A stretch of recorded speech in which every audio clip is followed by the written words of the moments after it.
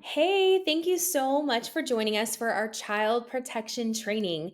We are so grateful that you have signed up to love and care for the kids and students that God has trusted into our ministry at Transformation Church, and we're grateful that you're a part of our team. I want to talk a little bit about the why. Why do we do next gen ministry?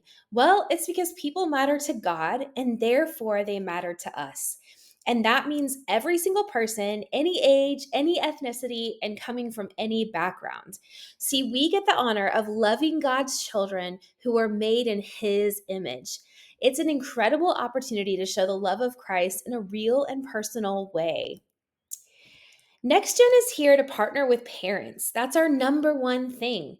We know that the parent or guardian has the most influence in the life of a child, and we are here to partner with them in that by providing a safe and loving environment where our kids and teens can learn how to live upward, inward, outward lives. Because of our commitment to safety, all members of NextGen go through a pretty rigorous process to be onboarded into our environments. You guys are probably in this process right now. Things like an annual background check, this child protection training, some type of interview or conversation, and then ongoing training and equipping are necessary to serve in NextGen. So, we're going to talk a little bit about some of the do's and don'ts in next gen. And the first thing we're going to talk about is photography in TC kids.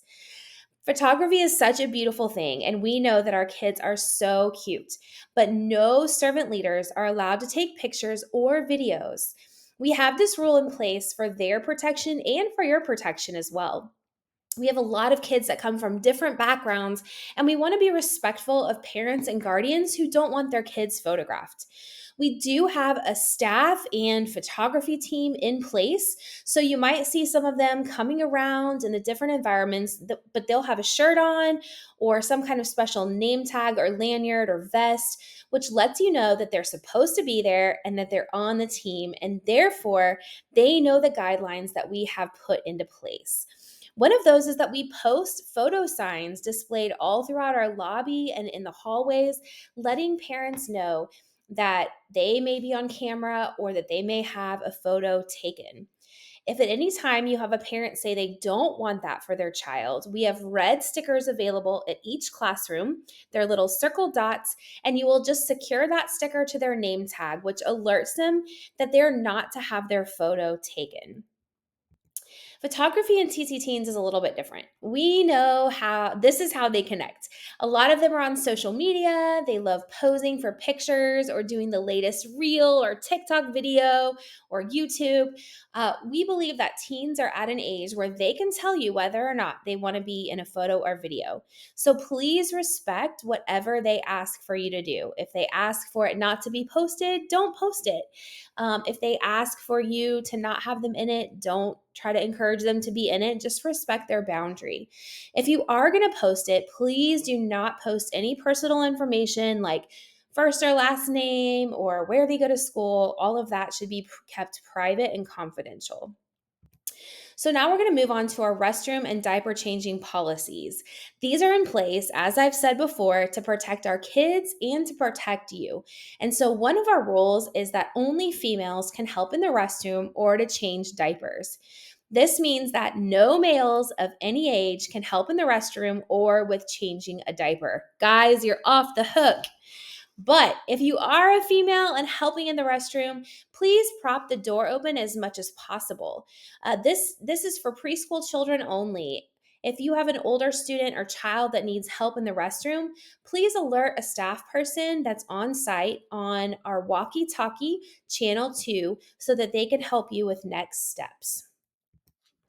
Next, I want to talk about some great ways to connect with kids and some appropriate ways that you can show that you care and that you're there for them.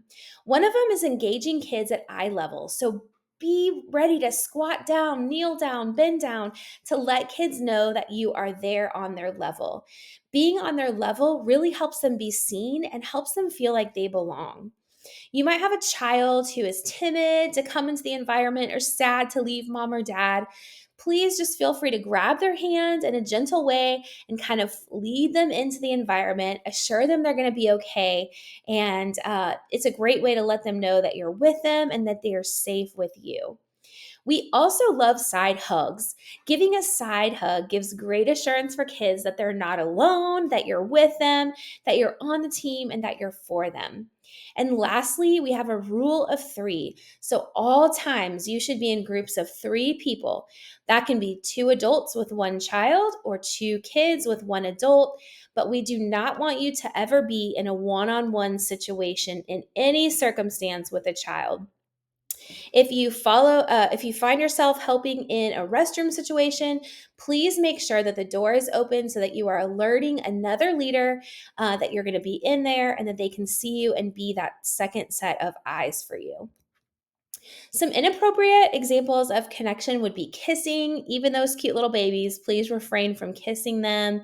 Frontal hugs should be avoided. Extended tickling or laying on the floor with kids. Those are things that are done in a home with trusted adults that are family members and not something that we will permit in our next gen environments. So please sit up, engage by playing with blocks or having a conversation that's age appropriate. And that'll be a great way to connect with our kids and teens. Carrying older kids is not an appropriate form of connection either. Most of our kids can walk. Sometimes they will act like they can't and kind of go limp, but they can. So just stand them up, walk with them, and please refrain from carrying older kids. If there's a severe behavior issue and you need to restrain a child for whatever reason, please do so from behind in order to protect yourself and others. Lap sitting should be reserved for our nursery aged kids or toddlers. As they get into older preschool age and in elementary, please don't have them sit on your lap. Just encourage them to sit beside you, and that's a great place to try that side hug. Next, we're going to talk about communication for kids. So, communication between you and a child outside of a redirection or a correction should always have a parent present. Please utilize our parent channels when communicating. If there's an event happening in our preteen environment, please email and or text the parent, not the child. We do know that some kids have phones, but that is not going to be an appropriate form of communication in our TC Kid environments. For TC teens, we know that texting is a huge way to connect with your teens. So, using texting group chats, GroupMe, Instagram, or other social media channels, that can be an effective way to communicate. And we do let parents know that we may be contacting them in that way and talking to their students directly, but always use that rule of three in all scenarios. At no time is talking with someone of the opposite gender in text or social media ever appropriate. Always add another person to your communication so that you're continuing to abide by that rule of three. Having that third person helps protect you in any kind of scenario. Please also feel free to add a parent to the GroupMe or text thread. It's a great practice to follow and allows you to partner with parents in some awesome ways. We have a great security team in place. You've probably seen them around. We're so grateful for them. And we also have a few other security measures in place. For TC Kids, we have TC Kids t-shirts. So we give all of our servant leaders, and we ask that you wear those as much as possible when you're serving.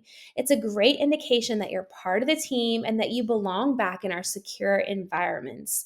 This also helps parents easily identify who the leaders are in the room. There's definitely going to be times where you can't wear your shirt or you don't have to wear your shirt because it's a special holiday or something. So, in those cases, please have your lanyard on. That is also an indicator that you are on the team. Next, we're going to talk about abuse and some different types that you might encounter. You may notice or even have a child or teen express that they have been a victim of abuse of some kind. Please note that abuse can look a variety of ways. It can be physical, it can be sexual, it could be emotional or verbal. Abuse could be from adult to child, it could be from teen to child, it could be teen to teen or child to child. All of those things are common scenarios that can happen. And so please be on alert and remember that safety is our number one priority. We want to ask all kids and teens to keep their hands to themselves, limit interaction to high fives or those side hugs, but really be watching that kids and teens are all keeping their hands to themselves, and gently remind a servant leader if you see them cross that line. If you do have any indication that these things are happening, we do have a process in place, and you are required immediately to do a couple of things. Number one, if you are under the age of 18, please alert the adult in the room immediately.